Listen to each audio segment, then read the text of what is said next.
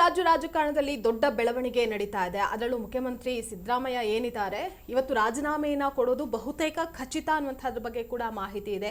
ಅದರ ಜೊತೆಗೆ ಇವತ್ತೇನು ಬ್ರೇಕ್ಫಾಸ್ಟ್ ಮೀಟಿಂಗ್ ನಲ್ಲಿ ಕೊಟ್ಟಿರುವಂತಹ ಹೇಳಿಕೆಗಳು, ಅವರು ಸಚಿವರಿಗೆ ನೀಡಿರುವಂತಹ ಸಂದೇಶ ಇವೆಲ್ಲವೂ ಕೂಡ ಒಂದ್ ಕಡೆ ಆದ್ರೆ ಮತ್ತೊಂದು ಕಡೆ ಕೊನೆ ಕ್ಷಣದಲ್ಲಿ ಬೇಕಾದ್ರೂ ಏನ್ ಬೇಕಾದ್ರೂ ಆಗಬಹುದು ಅನ್ನೋದಕ್ಕೆ ಸಾಕಷ್ಟು ನಿದರ್ಶನಗಳು ಕೂಡ ಇರುವಂತಹದ್ದು.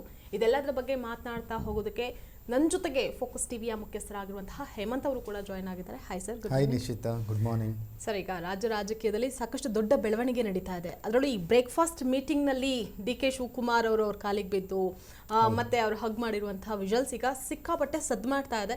ಅಲ್ಲಿ ಸಂದೇಶವನ್ನ ಕೂಡ ರವಾನೆ ಮಾಡಿದ್ದಾರೆ. ಇದ್ರ ಬಗ್ಗೆ ನೋಡ್ತಾ ಹೋಗೋದಾದ್ರೆ ಎಸ್ ನಿಶ್ಚಿತ. ಏನಂದ್ರೆ ಅಧಿಕಾರ ಯಾರಿಗೂ ಕೂಡ ಶಾಶ್ವತ ಅಲ್ಲ. ಅಧಿಕಾರ ಬದಲಾಗೋದು ಅದು ನಿರಂತರ ಪ್ರಕ್ರಿಯೆ. ಅಧಿಕಾರ ಕೆಲವು ಸಮಯ ಇರುತ್ತೆ, ಅಷ್ಟೇ ಕಾಲ. ಅದು ಎಷ್ಟು ಕಾಲ ಇರುತ್ತಲ್ಲ ಅಷ್ಟೇ ಕಾಲ. ಓಕೆ, ಅದು ಯಾರಿಗೂ ಶಾಶ್ವತ ಅಲ್ಲ ಅನ್ನೋದು ಸಿದ್ದರಾಮಯ್ಯನವರ ಇವತ್ತಿನ ಈ ಸ್ಥಿತಿಯನ್ನು ನೋಡಿದರೆ ಅನಿಸ್ತಾ ಇದೆ. ಇಲ್ಲಿ DK ಒಂದು ಬುದ್ಧಿವಂತರ ನಡೆ ಅನ್ನೋ ಥರ, ಬುದ್ಧಿವಂತಿಕೆಯ ನಡೆಯನ್ನು, ಇಂಟೆಲಿಜೆಂಟ್ ಮೂವ್ ಅಂತ ಏನು ಹೇಳ್ತೀವಿ ಅದನ್ನು ಮೂವ್ ಮಾಡ್ತಾ ಇದ್ದಾರೆ. ಸಿದ್ದರಾಮಯ್ಯನವರ ಆಶೀರ್ವಾದವನ್ನು ಪಡಿತಾ ಇದ್ದಾರೆ. ಸಿದ್ದರಾಮಯ್ಯನವರ ಆಶೀರ್ವಾದವನ್ನು ಪಡೆಯೋದೇನೆಂದರೆ, ಸಿದ್ದರಾಮಯ್ಯನವರ ಅಭಿಮಾನಿಗಳು, ಅನುಯಾಯಿಗಳು ತುಂಬ ಜನ ಇದ್ದಾರೆ. ಅವರಿಗೆಲ್ಲೋ ಒಂದು ಕಡೆ DK ಎಸ್ ನಮ್ಮ ಯಾರು ಮಹಾನ್ ನಾಯಕರು, ನಮ್ಮ ಫೇವ್ರೇಟ್ ಲೀಡರ್ ಯಾರಿದ್ದಾರೆ, ನಮ್ಮ ಪ್ರೀತಿಯ ನಾಯಕರ ಆಶೀರ್ವಾದವನ್ನು ಪಡೆದಿದ್ದಾರೆ ಅಂತ ಒಂದು ಸ್ವಲ್ಪ ಸಾಫ್ಟ್ ಕಾರ್ನರ್ ಬರಲಿ ಅನ್ನೋದು ಇರ್ಬೋದು.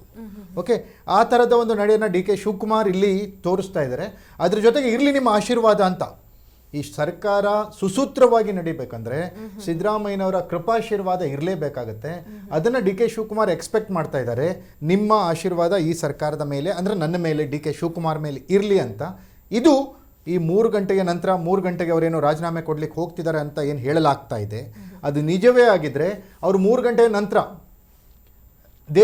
ರಾಜ್ಯದ ಜನರನ್ನು ಉದ್ದೇಶಿಸಿ ಮಾಧ್ಯಮಗಳ ಮುಖಾಂತರ ಮಾತನಾಡೋರಿದ್ದಾರೆ. ಅದು ಮಾತಾಡಿದ ಮೇಲೆ ಅವರು ಬಹಿರಂಗವಾಗಿ ಏನು ಹೇಳ್ತಾರೆ, ಏನೇನು ನಡೀತು ಅನ್ನೋದು ಗೊತ್ತಾಗ್ತದೆ. ಇದೆಲ್ಲ ಈಗ ತೆರೆಮರೆಯ ಹಿಂದೆ ನಡೀತಾ ಇದೆ. ಅಂತೆ ಕಂತೆ ಅಷ್ಟೇ. ಈಗ ಅಧಿಕೃತವಾಗಿ ಗೊತ್ತಾಗೋದು 3 ಗಂಟೆ ಮೇಲೇನೆ ನಿಶ್ಚಿತ.